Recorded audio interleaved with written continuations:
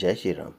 देवताओं के हित के लिए मनुष्य शरीर धारण करने वाले जो विष्णु भगवान हैं, वे भी शिव जी की ही भांति सर्वज्ञ हैं। वे ज्ञान के भंडार, लक्ष्मीपति और असुरों के शत्रु भगवान विष्णु क्या ज्ञानी की तरह स्त्री को खोजेंगे? फिर शिव जी के वचन भी झूठे नहीं हो सकते। सब कोई जानते हैं कि शिव जी सर्वज्ञ हैं। सती के मन में इस प्रकार का अपार संदेह उठ खड़ा हुआ, किसी तरह भी उनके हृदय में ज्ञान का प्रादुर्भाव नहीं होता था। यद्यपि भवानी जी ने प्रकट कुछ नहीं कहा, पर अंतर्यामी शिव जी सब जान गए। वे बोले, हे सती सुनो, तुम्हारा स्त्री स्वभाव है, ऐसा संदेह मन में कभी न रखना चाहिए। जिनकी कथा का अगस्त्य ऋषि ने गान किया और जिनकी भक्ति मैंने मुनि को सुनाई, वे वही मेरे इष्ट देव श्री रघुवर जी हैं, जिनकी सेवा ज्ञानी मुनि सदा किया करते हैं। ज्ञानी मुनि, योगी और सिद्ध निरंतर निर्मल चित्त से जिनका ध्यान करते हैं तथा वेद पुराण और शास्त्र नेति नेति कहकर जिनकी कीर्ति गाते हैं, उन्हीं सर्वव्यापक समस्त ब्रह्मांड के स्वामी मायापति नित्य परम स्वतंत्र ब्रह्म रूप भगवान श्री रामचंद्र जी ने अपने भक्तों के लिए रघुकुल के मणि रूप में अवतार लिया है।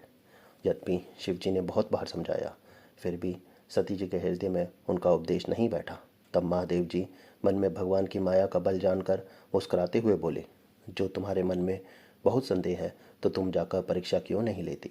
जब तक तुम मेरे पास लौट आओगी तब तक मैं इसी बड़ की छांव में बैठा रहूं। जिस प्रकार तुम्हारा यह अज्ञान जनित भारी भ्रम दूर हो, विवेक के द्वारा सोच समझ कर तुम वही करना। शिव जी की आज्ञा पाकर सती चली और मन में सोचने लगी कि क्या भाई, क्या करूं। इधर शिव जी ने मन में ऐसा अनुमान किया कि दक्ष कन्या सती का कल्याण नहीं है। जब मेरे समझाने से भी संदेह दूर नहीं होता, तब विधाता ही उल्टे हैं। अब सती का कुशल नहीं है।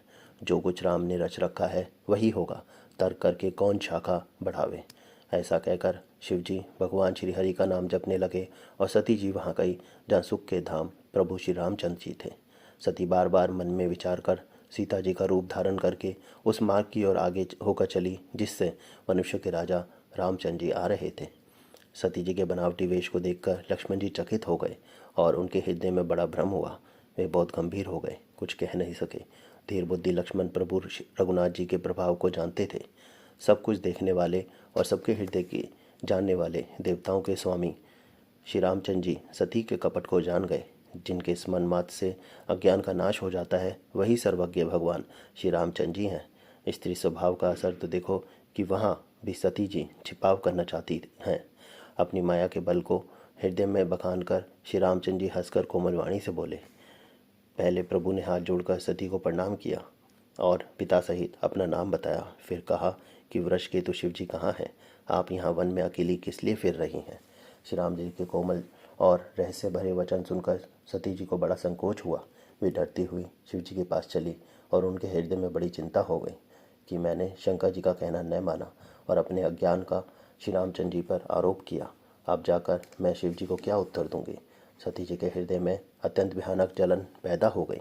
श्री रामचंद्र जी ने जान लिया कि सती जी को दुख हुआ। तब उन्होंने अपना कुछ प्रभाव प्रकट करके उन्हें दिखलाया। सती जी ने मार्ग में जाते हुए यह कौतुक देखा कि श्री रामचंद्र जी सीता जी और लक्ष्मण जी सहित आगे चले जा रहे हैं। तब उन्होंने पीछे की ओर फिर कर देखा तो वहाँ भी भाई लक्ष्मण जी और सीता जी के साथ श्री रामचंद्र जी सुंदर वेश में दिखाई दिए। वे जिधर देखती उधर ही प्रभु श्री रामचंद्र जी विराजमान हैं और सुचतुर सिद्ध मुनीश्वर उनकी सेवा कर रहे हैं। सती जी ने अनेक शिव, ब्रह्मा और विष्णु देखे, जो एक से एक बढ़कर असीम प्रभाव वाले थे। भांति भांति के वेश धारण किए सभी देवता श्री रामचंद्र जी की चरण वंदना और सेवा कर रहे हैं। उन्होंने अनगिनत अनुपम सती, ब्रह्माणी और लक्ष्मी देखी। जिस जिस रूप में ब्रह्मा आदि देवता थे, उसी के अनुकूल रूप में वे सब शक्तियाँ भी थीं।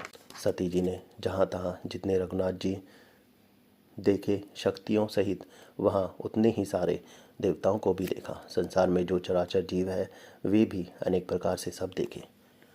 अनेकों वेश धारण करके देवता प्रभु श्री रामचंद्र जी की पूजा कर रहे हैं, परंतु श्री रामचंद्र जी का दूसरा रूप कहीं नहीं देखा। सीता सहित श्री रघुनाथ जी बहुत से देखे, परंतु उनके वेश अनेक नहीं थे। वही रघुनाथ जी, वही लक्ष्मण और वही सीता जी। सती ऐसा देखकर बहुत ही डर गई। उनका हृदय कांपने लगा और देह की सारी सुध-बुध जाती रही। वे आंखें मूंद कर बाग में बैठ गई। फिर आंख खोलकर देखा तो वहाँ दक्ष कुमारी को कुछ भी न दिख पड़ा। तब वे बार बार श्री राम जी के चरणों में सिर रवाकर वहाँ चली जहाँ शिवजी थे। जब पास पहुँची तब शिवजी ने हंसकर कुशल प्रश्न करके कहा कि तुमने राम जी की किस प्रकार परीक्षा ली, सारी बात सच सच कहो। मास पारायण दूसरा विश्राम। जय श्री राम।